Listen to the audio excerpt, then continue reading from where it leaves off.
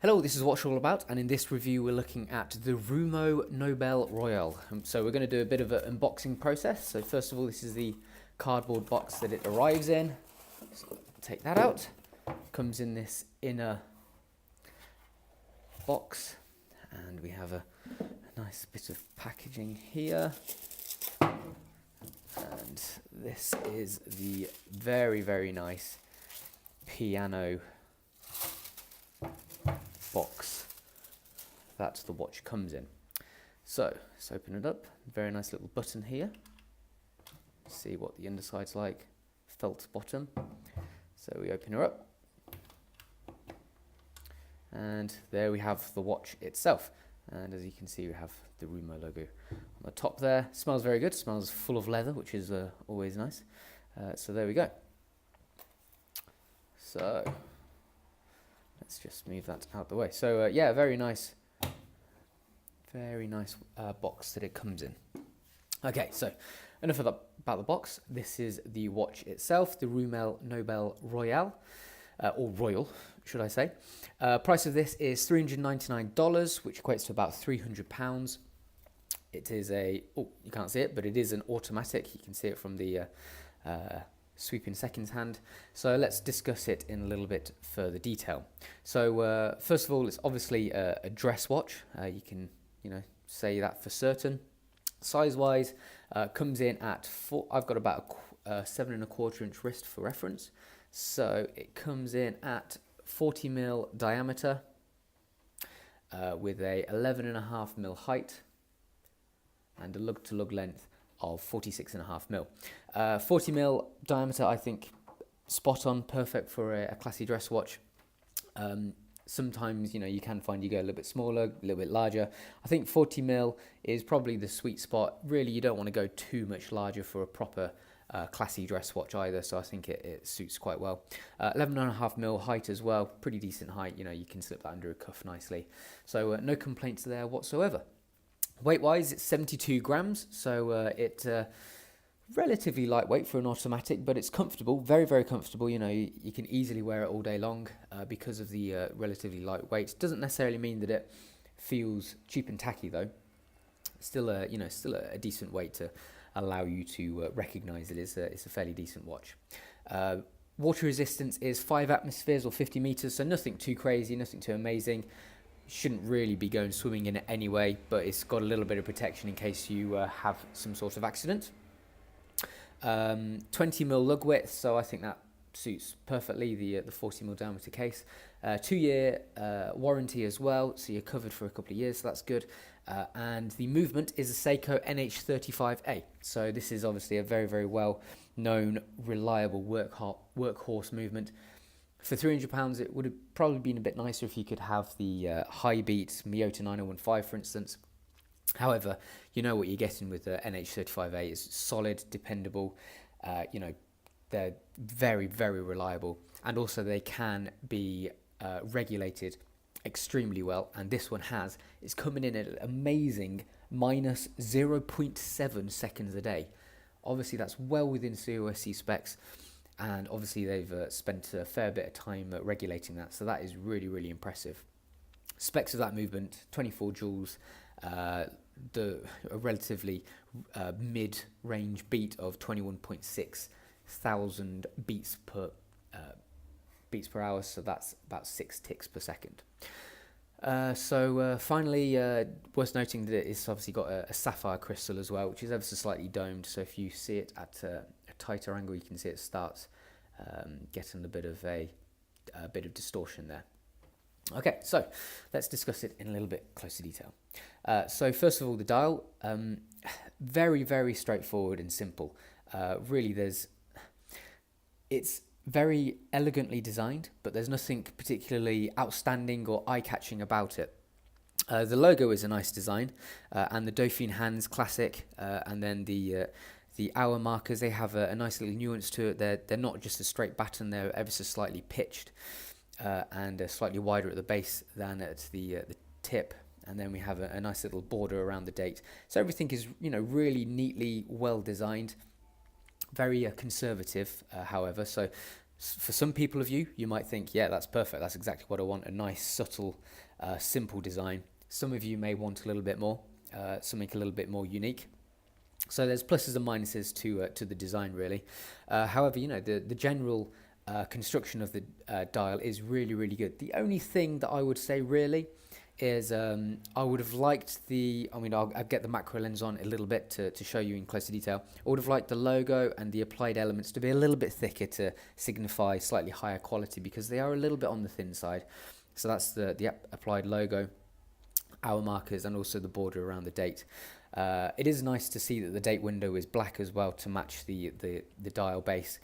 So often you see a slight mismatch there, so they've obviously sourced a matching date wheel, or they might have even created their own, which is completely possible as well.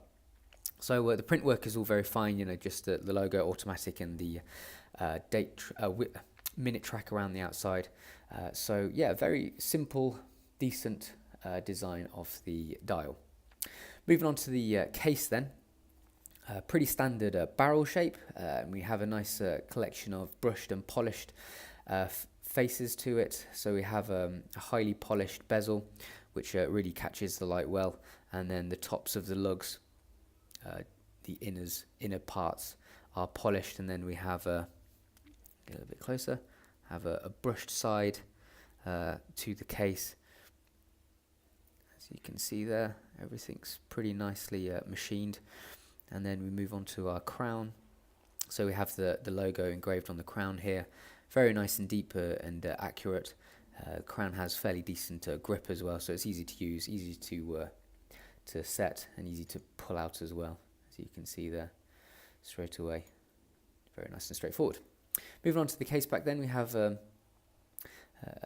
interesting little illustration here, and we have some information, so Nobel Royal and the model number, sapphire glass, and then the water resistance rating. So this little illustration is nicely, if I get a fairly close-up shot, nicely engraved, good detail as well, and the case back is completely polished, as you can see there. So that might pick up a few scratches, but it's the back of the case, so it's not going to matter a huge amount.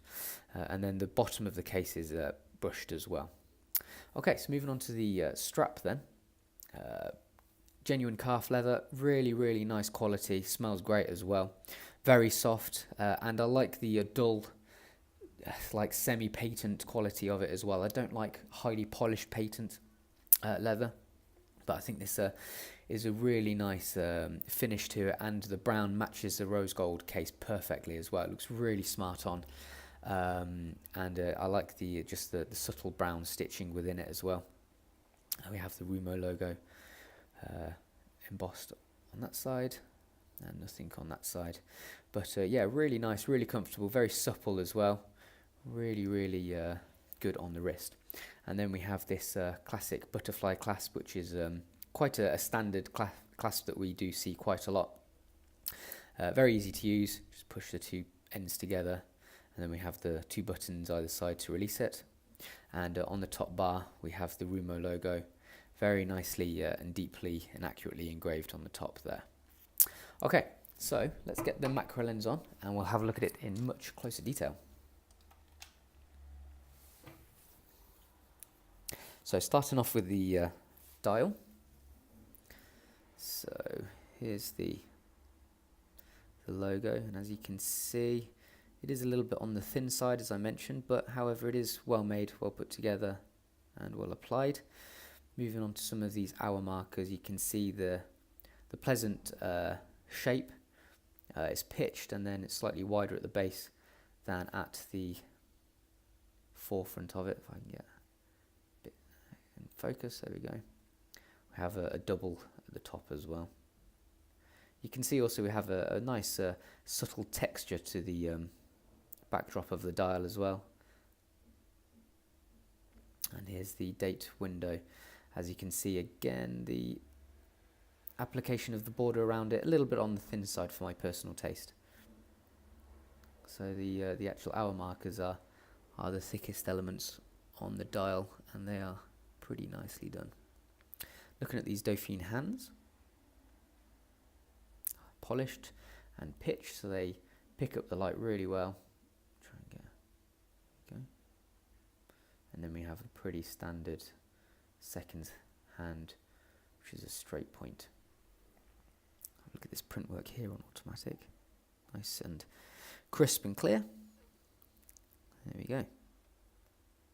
So let's just give it a quick wipe so we can see the case. So here's the side of the case. So a bit of fluff on there. So we can see our brushed finish, horizontal brushed finish, and then our polished corner here, joining up with the highly polished bezel as well. Nice little like instep within the lug. Nice bit of a, provide a nice bit of a shape there. And here's the crown on the other side. You can see there the logo is really accurately engraved. And the grip as well is decent too. Flipping it over, just have a look at the case back. So again, very nice engraving here. This bit is all nice and accurate.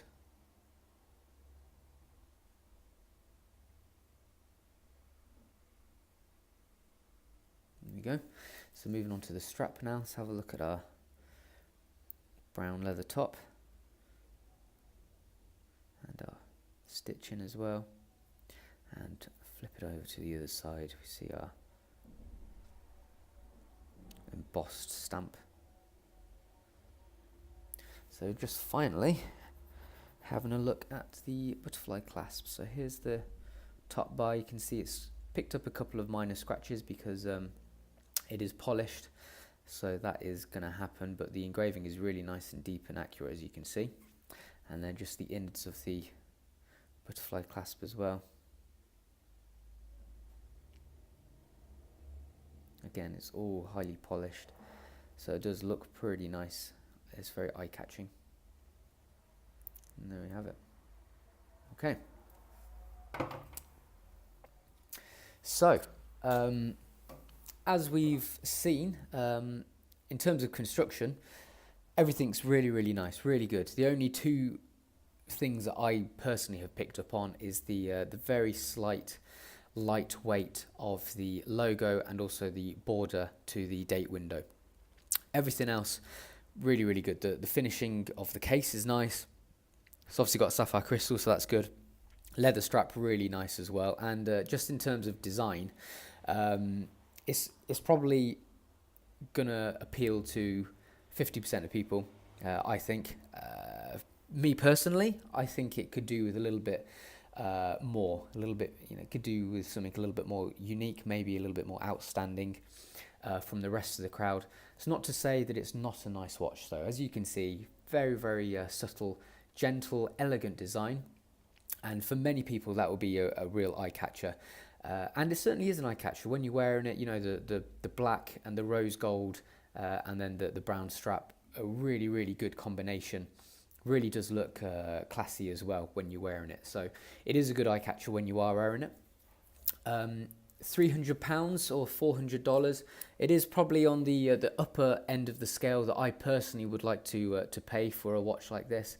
I think for that price, I personally probably would have wanted the logo and the date window border to be a little bit better, or even a Miyota 9015 would have been a nice touch as well. So yeah, it's a very pleasant, pleasing watch on the wrist. So this is the Rumoe Nobel Royal, and that's what it's all about. Don't forget to like and subscribe my videos. Thank you very much.